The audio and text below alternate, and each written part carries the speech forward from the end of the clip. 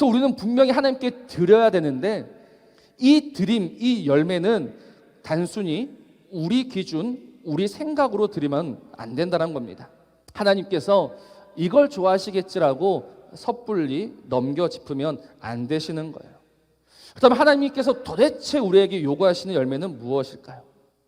보통 이 본문을 가지고 우리는 전도의 열매도 맺어야 된다, 사랑의 열매도 맺어야 된다. 오늘 우리가 기억해야 할 것은 그 모든 열매들이 어느 나무로부터 왔느냐, 이거를 생각을 해야 합니다. 우리 나무에서 나오는 열매로는 절대 하나님께 기쁨이 될 수 없고 만족이 될 수 없다. 그래서 우리는 참 포도나무이신 주님께 접붙임된 겁니다. 지금까지는 들포도를 맺던 인생이 이제는 극상품 포도를 맺을 수 있는 그 가지가 되었다는 거예요. 그런데 이 극상품의 포도라는 것이 도대체 무엇인가? 주님은 이 땅에 오셔서 생명이라는 열매를 맺으셨습니다. 그럼 우리에게는 어떤 열매가 있어야 할 것 같습니까? 참 포도나무이신 주님께 붙어있는 우리도 동일한 열매, 생명의 열매를 맺어야 되는 거예요.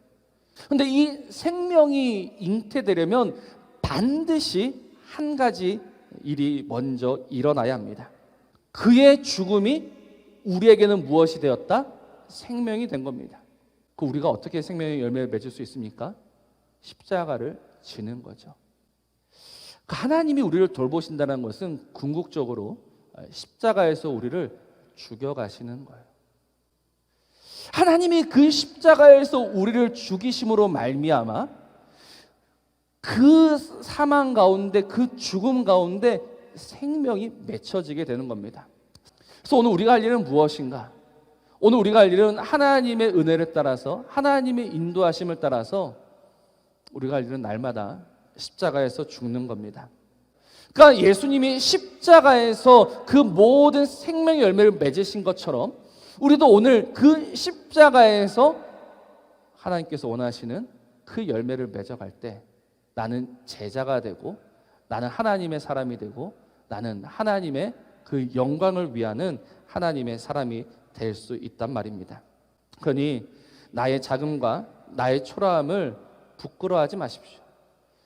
오히려 나의 작음과 나의 초라함을 자랑할 수 있는 그런 교회가 되었으면 좋겠습니다. 나는 작고 나는 초라해지고 나는 분명 무시당할 수도 있을 겁니다.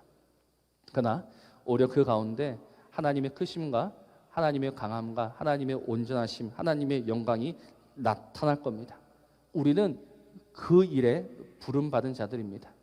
우리는 오늘 큰 성을 쌓기 위해서 부름받은 자들이 아니라 오늘 나에게 주어진, 나에게 맡겨주신 그 작은 십자가 하나 지면서 살아가는 것, 그것이 하나님이 우리에게 바라시는 열매입니다.